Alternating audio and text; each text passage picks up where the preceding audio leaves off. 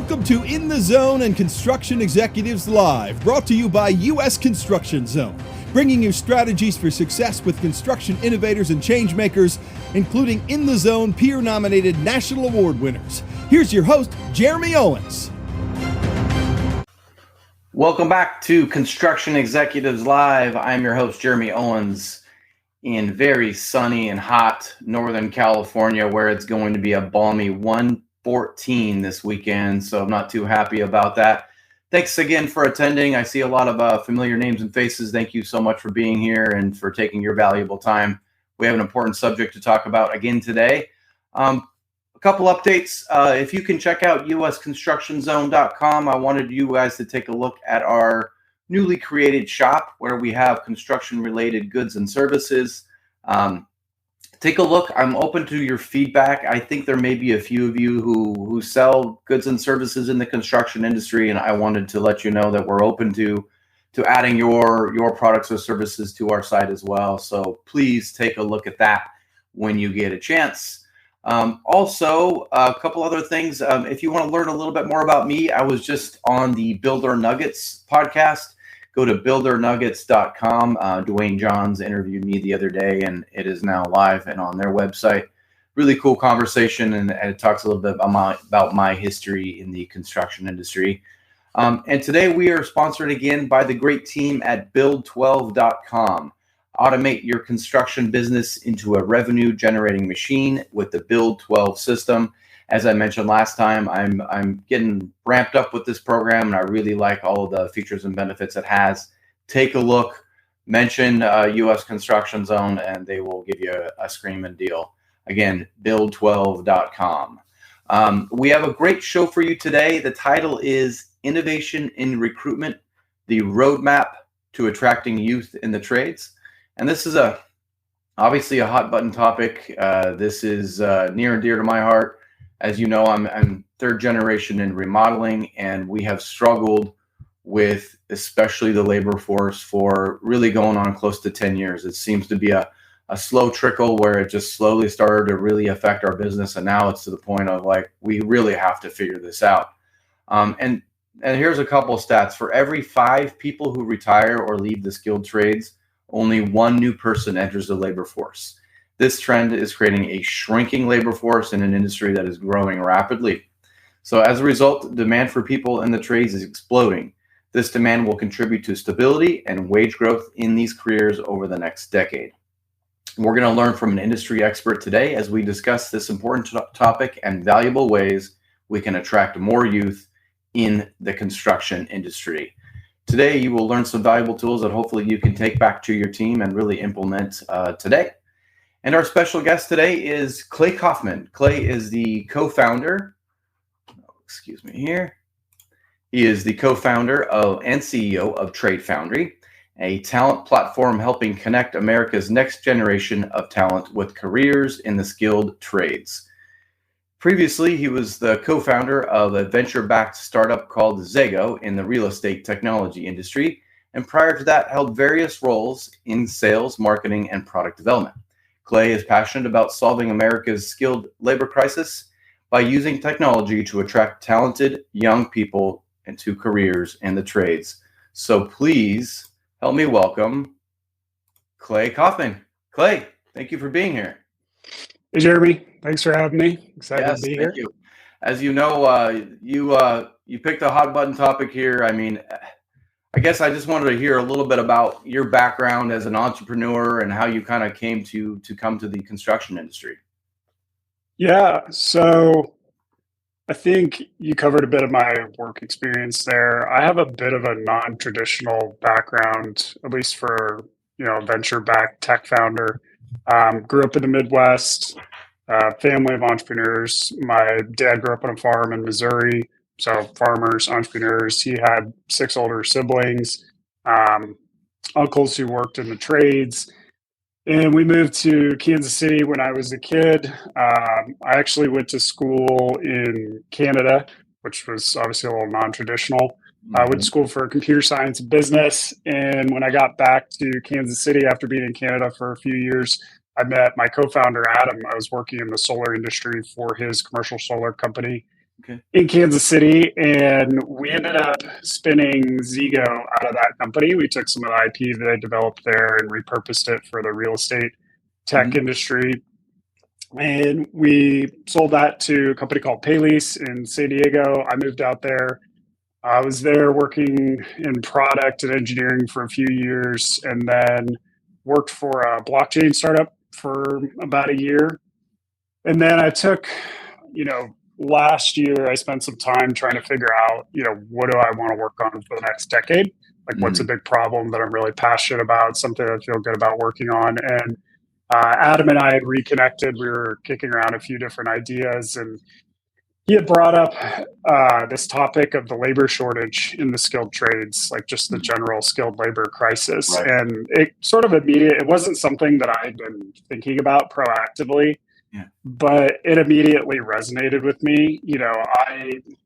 I think given my background, my dad used to always joke, like, who's going to build stuff if you're all working at Facebook? Like, I watched my uncle build his own house, and, he could weld and was an electrician, could do anything. And we used to always joke about that. And it was just something, after seeing what's happened with tech in the last few years, and I don't know, with my career and seeing my peers, I think we're all sort of realizing that I wouldn't say neglected, but we sort of glorified this path of, you've got to go work at like a big tech company or a big law firm.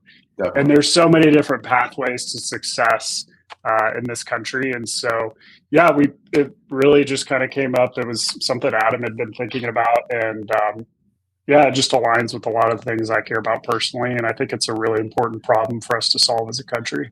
Yeah, definitely. I mean, I think all of our dads have said a similar thing to us over the years. It's obviously been a hot topic for our industry for a long time. And, before we get really delve into the construction industry, I mean, the whole labor market and job force in general is changing at a rapid rate. I mean, you mentioned blockchain, but AI, virtual reality, 3D printing, there's so many things that are really entering our space right now. How do young people stay up to date with these trends and know, hey, what jobs are really going to be available when they're ready to hit the course?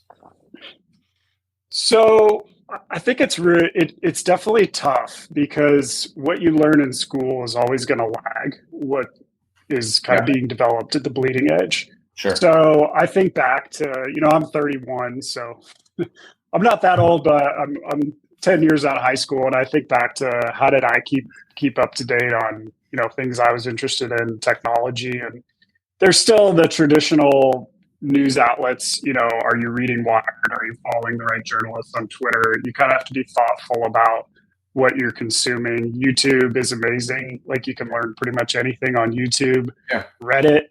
I was kind of late to the Reddit game, to be honest. I was big on Dig when that was around, but anything I'm ever interested in, I go deep on Reddit, join Discord communities.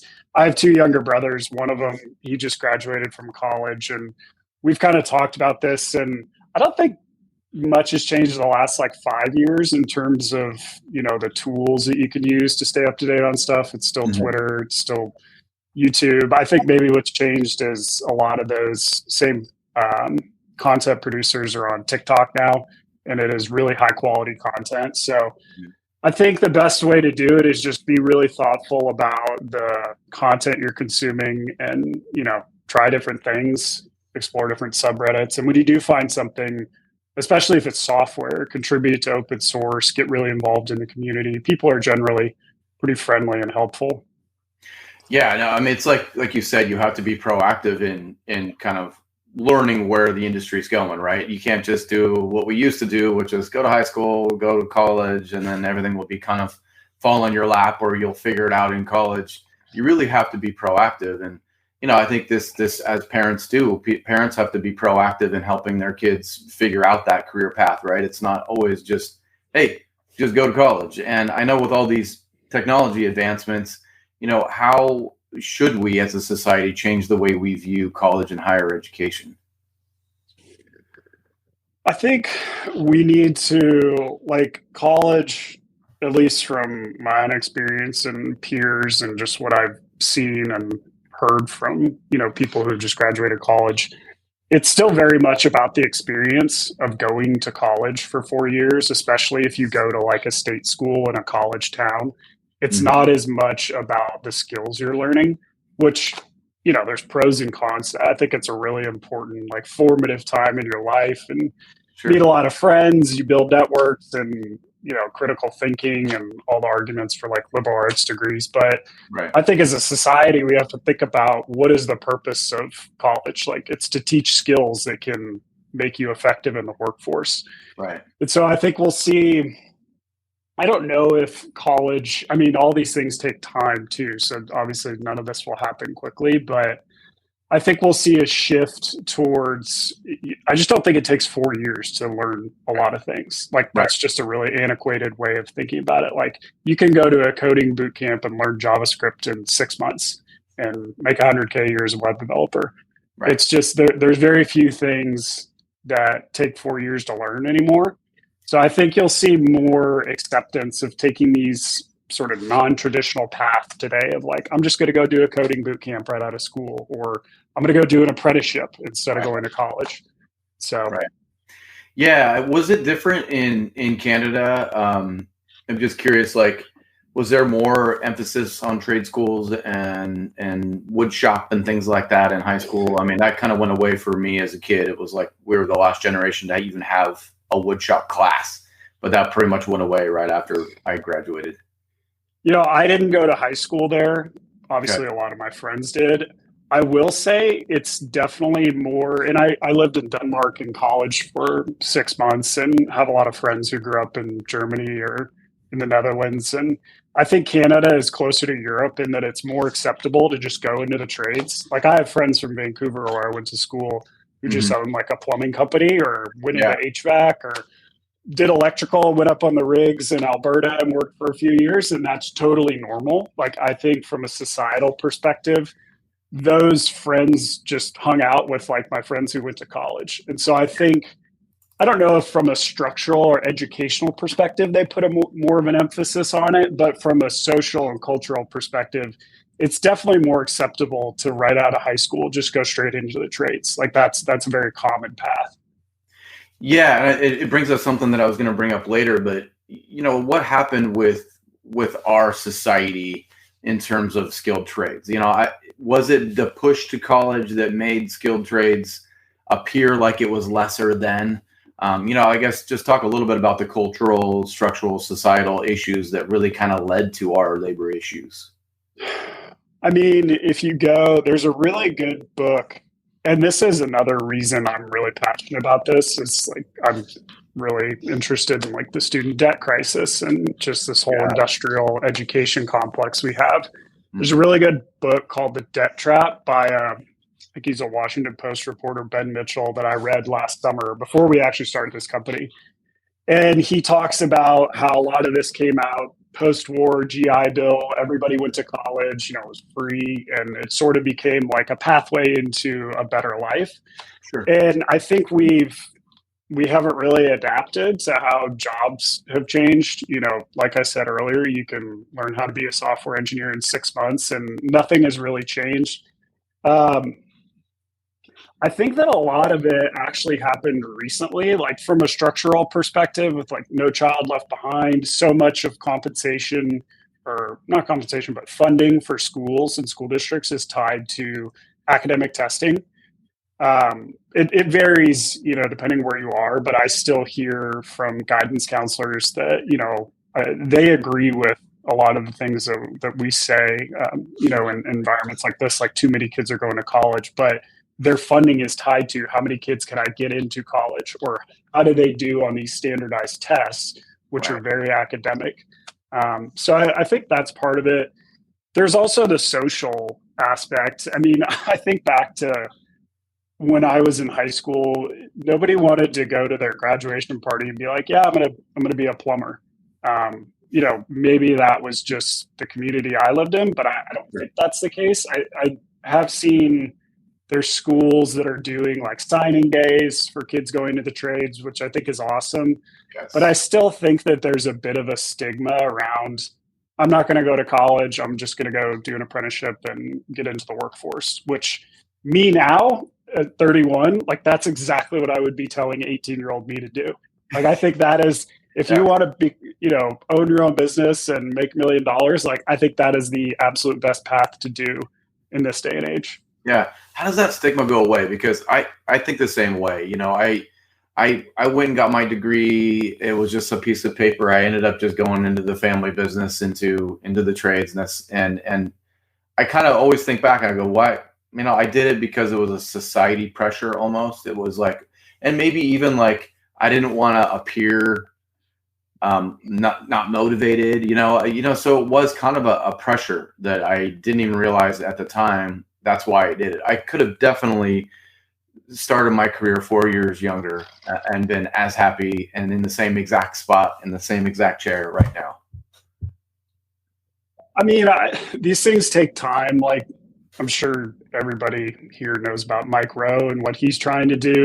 Yeah. But the problem is, like, my 22-year-old brother doesn't know who Mike Rowe is. I know who Mike Rowe is because I love dirty jobs, but we need people who are, in Gen Z to talk about these career paths. And I think the most important thing is, like, the story that's not told in schools is your local small business owner, your entrepreneur. Like, that story just doesn't, like, those people. And I know there's groups, I'm trying to think of the name. I think it was like Junior Achievement or something like that. Business owners would come in and talk about their business. But I think that's where a big opportunity to change the perception of their trades is showing kids like, hey, here's like a really smart, talented 35-year-old who owns his own business, who just went straight out of high school and started his own business and now has 20 employees and has an awesome life. That's as good of a career path as becoming an attorney or a doctor.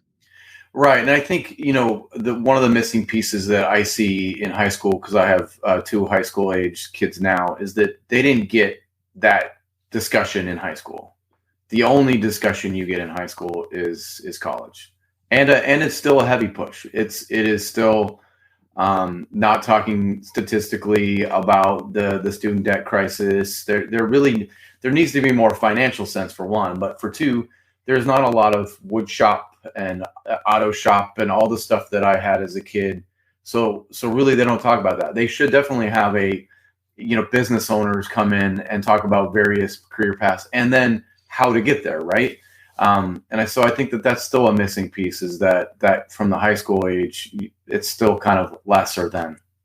Yeah. And it's tough because you don't want to tell a kid like, oh, you're not going to be able to go to college. Like, you got to go do that. Like, you don't want to beat someone down.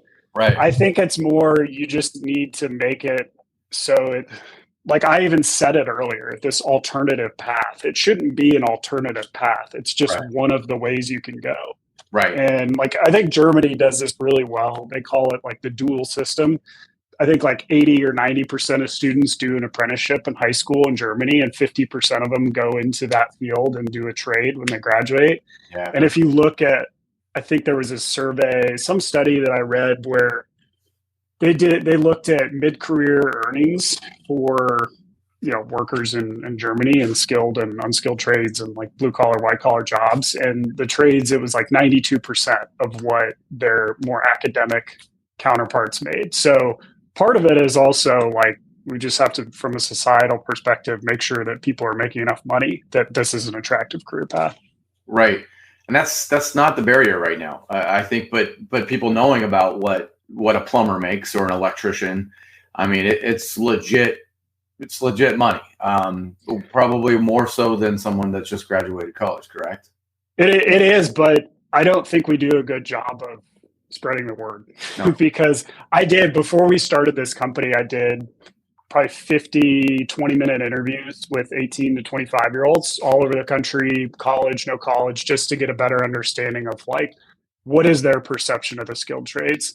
And I would say 90% of them were blown away when I told them what they could make, 5 years in as an electrician or as a millwright or anything. Like all they're shown in high school, I've kind of realized, is what you could make on an hourly basis, like right as you graduate. They don't show you what you can make over the first 10 years, like you would as a doctor or anything else.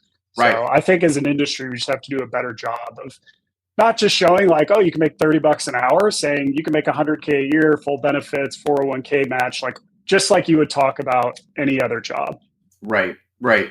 And it's you mentioned Mike Rowe earlier. I also loved watching him and loved what he did for the trades and his Skills US or Mike Rowe Works charity organization is a great place for young people to go as well. But he always talked about people have a love for what they do. There's pride involved in construction. And so he talked about the people, you know, when he went into those dirty jobs, he's like, they're happy going through the sewers and coming home, and they're as happy as anybody else. There is something prideful about what they do. They're proud of it. They go home and they're as happy as someone who thinks they would have been happier in a different job. So I think it's a decision you make more than it's like, oh, this job's going to make me happy. It's not always the case, right? It's the people around you. It's yourself personally that can make that decision on how happy you are in your career or not. Yep. Yeah, I think the biggest shift is to start talking about these as careers, not jobs, at least in schools. Like I remember when I was in high school, it was just a job you could go get. It wasn't a career path. And so I think that's a really important, it's really semantics, but it's important that we emphasize that these are careers, not just jobs. Yeah, no doubt. You know, how is the construction industry different than other industries in terms of the reliance on people? You know, because a lot of people talk, you know, about, you know, how quickly technology is coming out, especially AI, ChatGPT, all this stuff's kind of coming at us, and people keep saying, well, that's going to replace a bunch of jobs, but in construction, that's really not the case, right? No, which I think is great. There was, I don't know if you saw, there was a billboard in Belgium a couple weeks ago, and it was like on the side of this building that was under construction and said, hey, ChatGPT, finish this building. I had like 10 people send me that. I was like, this is amazing. Like, this is so true. I think that when you look at software companies 10 years ago, super capital intensive, you had hosting, engineers. Today, like we use AI I use AI for everything in my business, for generating marketing assets, our website, writing code. That you can't do that in the physical world. And I don't think we will be able to for a very long time. So I think it's great because it insulates, it's going to make these career paths even more attractive. Because I think a lot of the jobs have been created in the last 20 years in tech will get, I don't know, eroded away by what AI can do or replaced. Right, or just completely changed. I mean, the only thing I see from the construction industry in terms of like replacing a person is, you know, you're automating more, right? So you're just taking somebody from the field and you're making a little bit more offsite, which I think there's no difference in people. You're still going to need people to do that. But I think that's one way we're trying to tackle the labor shortage is like, we need to get more efficient somehow. So have you seen that stat about, you know, the numbers of people entering the workforce improve, or is it still pretty holding steady? I know we're entering a time when baby boomers and those older folks like my dad's age are going to start retiring. So, you know, is that getting worse or getting better?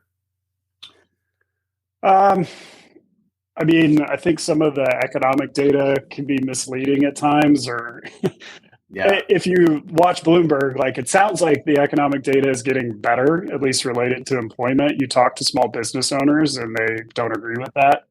I would say, you know, in the microcosm of what we do, I've noticed that, you know, the thing that's missing is we're not getting as many really talented kids who are going to college now that really should be going into the trades just because they were sort of shoved into that path.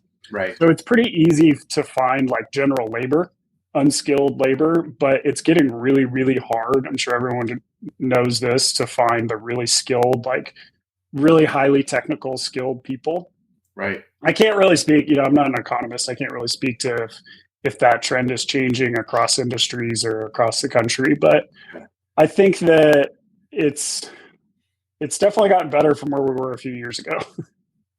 Yeah. I mean, it's strange. I mean, how long these problems take to solve, right? I mean, it obviously took us a really long time to get to this labor shortage place, and I feel like it's going to take equal amount of time to get us out of it, right? I mean, it's not like you just magic wand this thing and people are seeing it.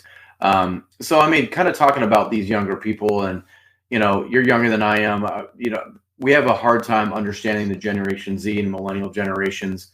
And I've always been protective of those generations. I have kids in those generations, and I feel like they get a bad rap sometimes, especially in terms of their work ethic.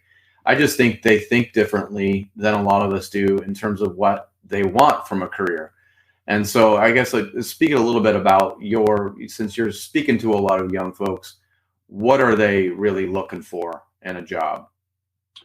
Well, you said basically what I was going to say. I think that there's a big misperception.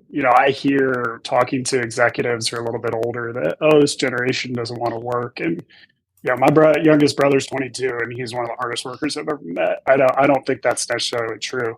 Right. I think that's what has changed is what you touched on earlier. This generation is more interested in getting meaning from what they're doing.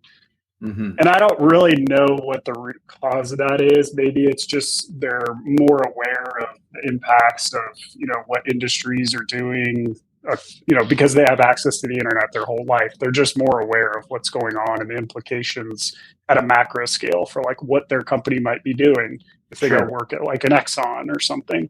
Right. So I think I've just noticed talking to a lot of Gen Z kids that they're more thoughtful. They're really interested in a career. They want to get meaning from their work, and they really care about like the values of the company. I think 40, 50 years ago, people were much more willing to just go work at a company and cash a check.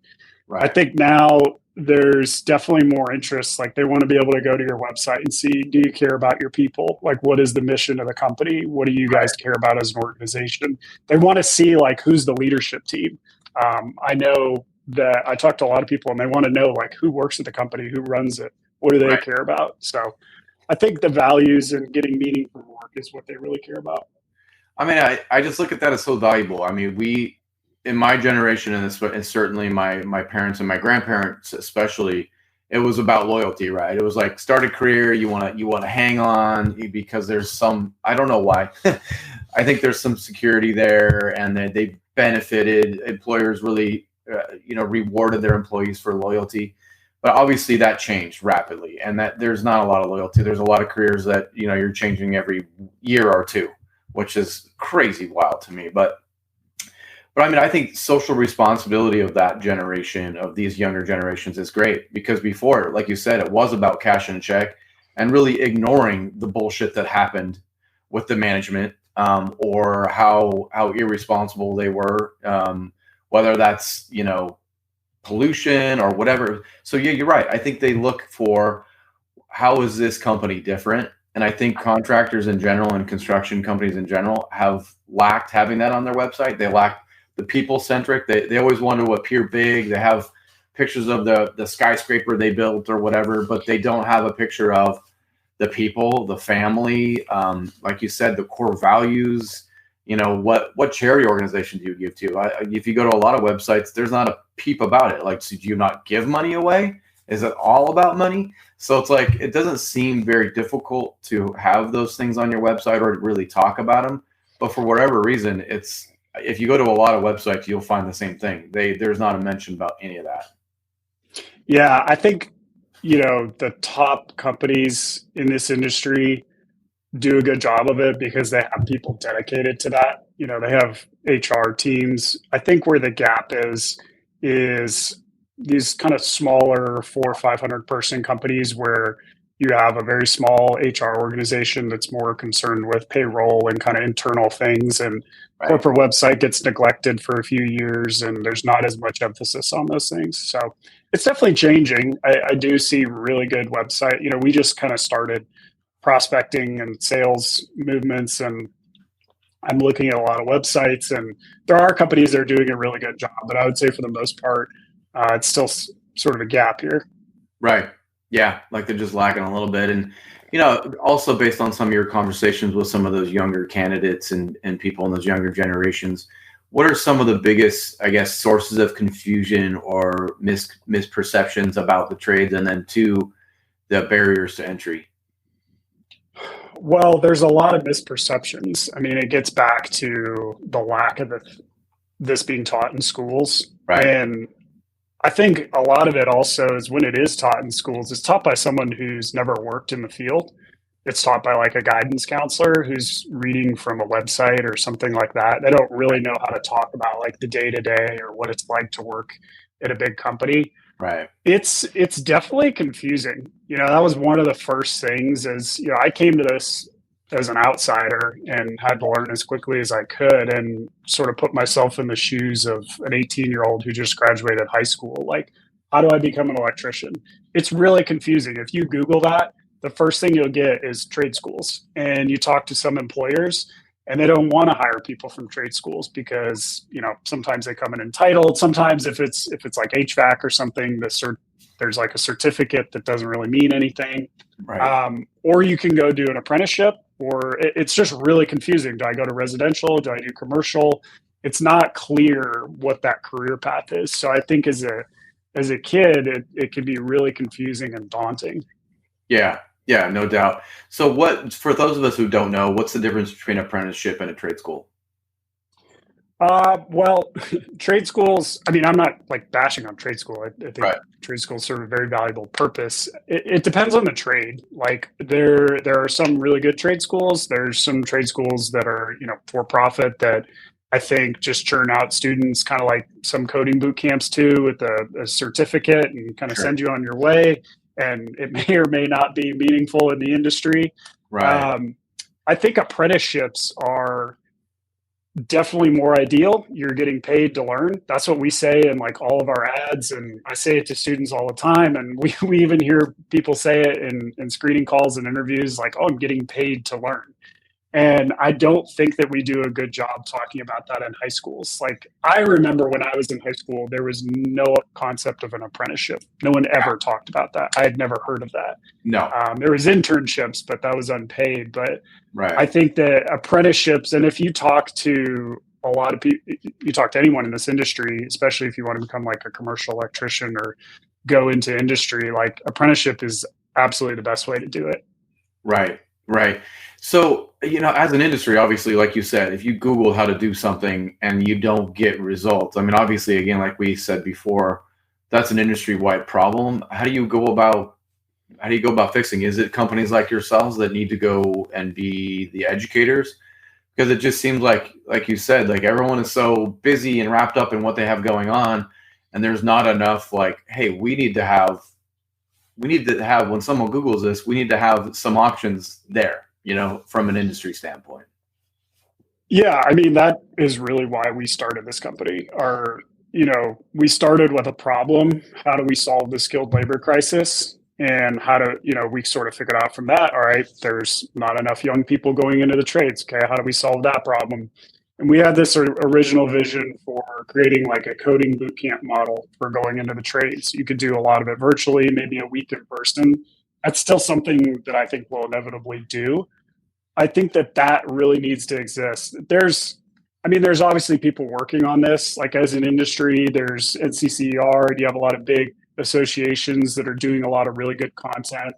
I think what's missing is standardization from a legislative perspective. So like the government, if you look at BC, where I went to school in Canada, they have I think it's called the red label trades. They're standardized. If you want to become an electrician, you Google it, the first result you get is this website, BC Skilled Trades, and it shows exactly, you get an apprenticeship, you go do this, and it's very clear and it's very standardized. And then you can go work in another province. And I think in the US, depending on the state, it can be different. There's all these different, it's very confusing. So I think you need people like us, but we also need, from a legislative perspective, to sort of align all the states and create federal programs and make it easier. Yeah, again, that sounds like a lot of work. but it is, yeah, and it takes a long time too. Yeah, I mean, to have the standardized, like, hey, this is the kind of training we need as an electrician or whatever, plumber. But you're right. I mean, it's crazy. I mean, I always hear stories of other countries and how they've done this. And it's just, when you hear it, it's something they've had in place for 40 years already. And you're like, oh, crap, we're that far behind? Like, it does seem like that, though, right? I think it's changing really quickly. If, when I was doing all those interviews, and obviously, this is what I'm doing, I talk to all my peers about it and friends Sure. and family, and literally every single person I talk to, they're like, oh yeah, I had this cousin that became a welder and I owns his own business. Like everybody is starting to realize like, oh, maybe going to college isn't always the best career path. Right. And so I think it is changing. It just, like you said, it takes time. Yeah. Yeah. So what can companies do better to attract the top talent to apprenticeships or ground up development programs? What can we be doing? There's a couple of things. One, I mean, you got to meet people where they are. So be on TikTok, Snapchat, YouTube, Facebook. Like you don't have to produce a ton of content. Just be there. You don't need to run ads. Have a presence there. It at least shows that like, hey, you're a modern business, and like Right. we care about these things. We'll meet you where you are. Right. Have a great website. And make sure it looks good on your phone. 70% of our signups are on mobile. I mean, generally 60 to 70% all web traffic is on mobile. I can't tell you how many websites I go to on my phone, and you try to apply for a job and it's pretty painful. It's definitely not easy. Right. I think also the way that you're marketing jobs is really important. Like I said earlier, don't talk about it like a job. We work with customers to sort of rebrand their entry level jobs as apprenticeships. And you don't have to do a lot. Like that doesn't require building your own university and having this huge internal training infrastructure. Just have like a certificate you get after the first year and like a graduation ceremony so that I, as a candidate, as an employee, feel like I'm developing and I have something to show for that. And you're just going to get way more applicants if you market it as an apprenticeship versus just like technician one or field service tech. That's not very exciting. That doesn't feel like a career versus, we have one customer, they have this, it's actually a really cool business. They work on water pumps in California. I think it's a great company. They were looking for field technicians. We're like, let's call it like mechanic in training. And we got much higher quality applicants because it looks more like a career path, which it is, versus just field tech. That's just not very exciting. So I think the way that you market it on your job site is really important. And I see a lot of jobs that are, the description's clearly just spat out of some ATS that's auto generated, and there wasn't a lot of thought put into it. And if you look at like our job postings that we do for our customers, they're really exciting. We use bold fonts and different sections and talk about the career path and what you can become after this job, not just the wage, the location, who you report to, responsibilities. Like make it seem exciting. Those are some of those are like easy wins. I think just go to your own website on your phone and try to apply for a job, and you'll probably notice there's a lot of friction there. Yeah, totally. So do you have them kind of list a path to the career? After you're done with the training, then, kind of like show them a path to a career. Yeah. Whenever we launch a new customer, we do a kickoff call, and there's a ton of questions that we ask to train our team on how to talk about the job and the career opportunity. And one of those is walk me through the career path. And it's interesting. A lot of times we'll ask that question and it takes a minute to really think about like, have we documented this internally? And a lot of times companies have not thought about that. Like it's maybe somebody else in the organization thought about it a long time ago, but it's not top of mind for whoever's hiring for that role. So we always talk about that. And I think one of the things I've noticed is, if you look at, so we have a big customer that we kind of launched this business with, Faith Technologies. If you look at their leadership team, I think the CEO and most of the leadership team started as apprentices. Like they've been there 30, 40 years. Cool. People don't talk, like that's not talked about enough. And when you talk to like the hiring manager or the recruiter, a lot of times they'll be like, yeah, you can become an electrician one or whatever. And when you talk to the executives, they're like, well, I mean, you can come in, you could be a project manager, you could go into sales, you could go into management. You don't have to stay in the field for your whole career. Right. So that's one thing that we really like to talk about is you're getting a job at this great company. There's a lot of different career paths, and you could get into leadership, you could get into management. There's a lot of different things you can do. Yeah, I think that's where another failure of our industry too is once someone gets in a role, we don't talk to them about advancement, right? If they get really good at that job as a project manager, and you're like, I don't even want to talk to them about the next role because they're too damn good at it, and I don't want to replace them.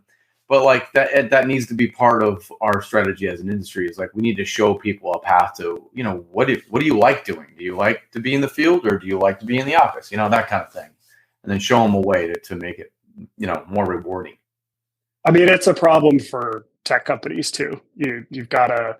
I think the tech industry has been quicker to shift just because it's so hard to retain really good engineers and really talented product people. Yeah. Or really any role at like a really fast growing venture backed startup.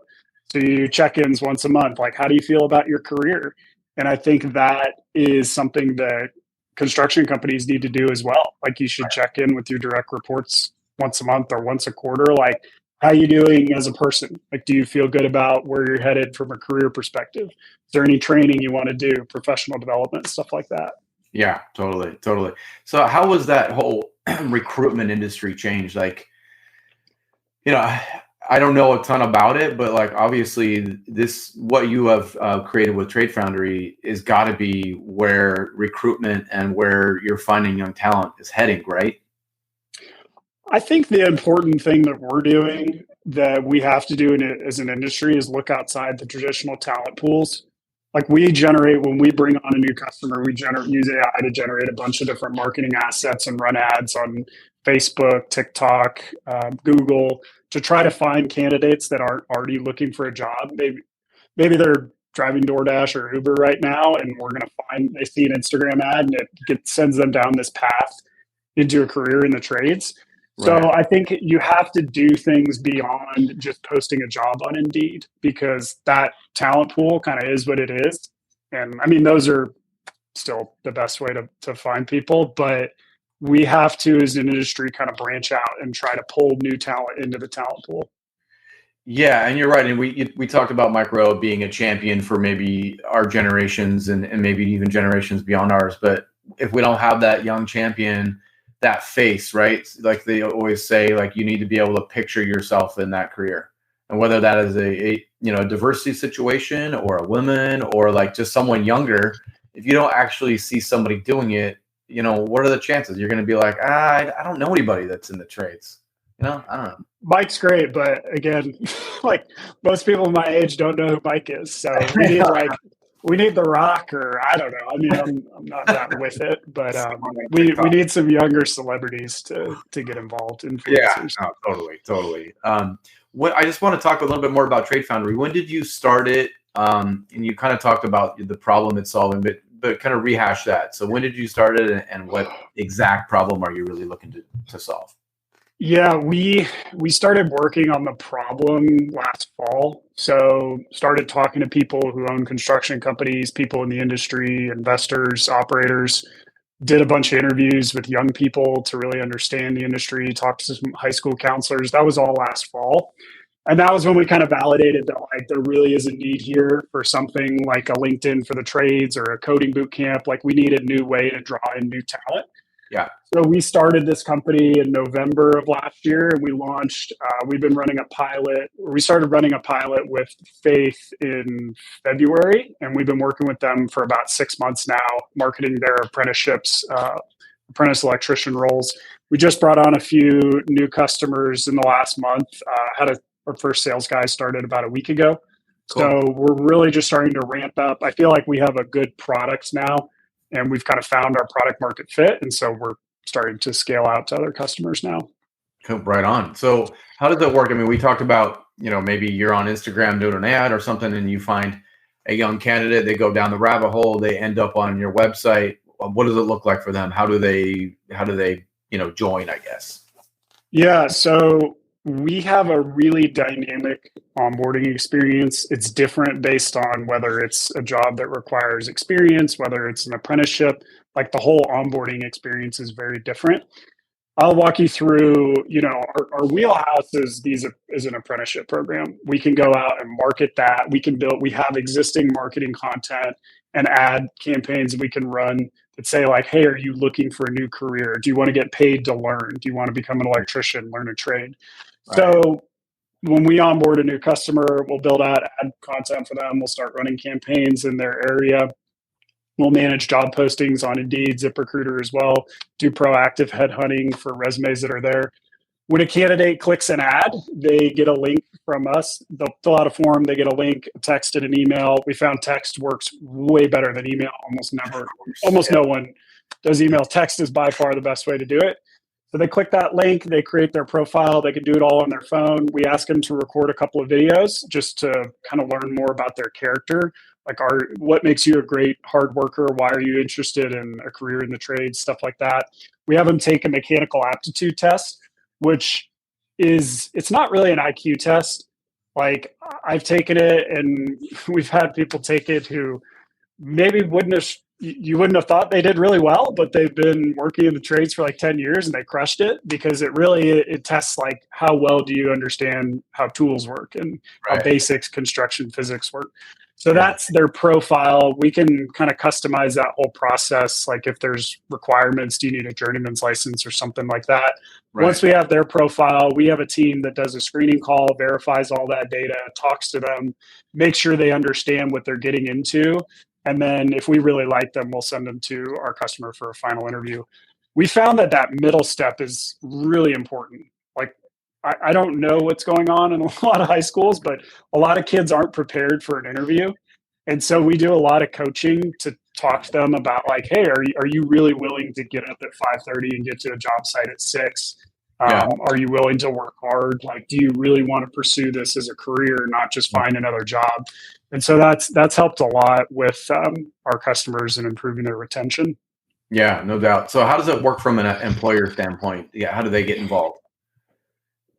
So we have an employer login, so you can log in, you can view profiles, watch videos, like their assessment scores, ask questions, make comments. We haven't set it up in a way today where you can just post a job. I don't think we really want to be a competitor with existing job sites. We use those. We're kind of in the middle right now. Yeah. But yeah, I would think of us as there's two customers that work really well with our business. There's a big company that wants to have a more data-driven, programmatic approach to these entry-level roles, like what we're doing with Faith. We're able to provide them with all this data on like, what does that ideal candidate really look like? We can screen those and just deliver them higher quality candidates. And then we also have customers where it's a smaller business that just doesn't have the bandwidth and can't afford a traditional recruiter. Like we're so much more affordable because of our approach than a traditional recruiter. We can help sort of be an outsourced recruiting function. So we can own all that job site management, run ad campaigns for you, stuff that like a smaller construction company, just that's not your wheelhouse. And we can do all that. I mean, that is such a huge market because there is something about recruitment. I mean, obviously, as you said, it's very expensive. And usually, a small or medium-sized company, you're not even thinking about that. You're like, I already know that's not something that we can do. So you definitely would fill that niche for that small, medium-sized, or even larger companies that really just don't have the bandwidth to have that on their plate. They don't have an HR manager. It's a family-run business. You don't have time. So what a great way to enter in and really find that quality candidate. Are you finding any candidates willing to travel or move, or are you guys doing ads that are very localized to where they currently reside? Yeah, we're very local right now just because it's so much, our ROI on the ad spend is so much better if we're focused on a specific market. We just started recruiting for some more experienced roles to kind of test how our whole process works there. And so with that, we can be a little more geographically broad. So we can run more national campaigns and we're testing out some like different automation on emails we can find and LinkedIn automation and stuff like that to try to find people are out there. Yeah, right. Awesome. Well, I appreciate you being here today. Is there anything, last thoughts or anything on Trade Foundry that we need to know about? And how do we, can we get if we have some people listening, can we get a free, behind the hood, under the hood kind of a look at your program? Yeah, absolutely. I'll give you my email if anyone is interested in talking. We're still very early, and there's a lot of things we want to build and do in the next few months, and our product is evolving. I think the advantage we have versus a traditional recruiter is my background in technology. We can quickly customize things, and we're incorporating new things like AI that I think a lot of traditional recruiters are not. So Right. I would love just to talk to anybody if you're interested in just providing feedback, if you have ideas for us, or obviously if you want to work with us, I'd love to talk to you as well. Awesome. So what's that email for them to contact you at? Oh, it's my name, Clay.Coffman, Coffman, at tradefoundry.us. Awesome. Well, thank you so much for being here, Clay. It's been a wealth of knowledge. This is a topic that we need more, learn more about, and this is a great solution for us. So thank you so much for being here. Yeah, thanks for having me. All right, thank you. Well, thanks again, guys, for joining us on Construction Executives Live. What a great show. Again, the content was spot on. Thanks again for Clay for being here. Next month, we are going to delve into the topic of leadership. So I'll email out and put it out on socials when exactly that's going to be. We're still trying to iron out those details. I also wanted to thank our sponsor again, Build 12. Again, automate your construction business into a revenue generating machine with the Build 12 system. Go to build12.com. Thanks again for being here, everybody. Have a great day, and we will see you next month. Bye. You've been listening to In the Zone and Construction Executives Live with Jeremy Owens. Be sure to subscribe to In the Zone and stay in the know with the best minds in the construction industry. To nominate an innovator or change maker in the construction industry, connect with your management peers and stay up to date with construction industry news. Be sure to visit usconstructionzone.com.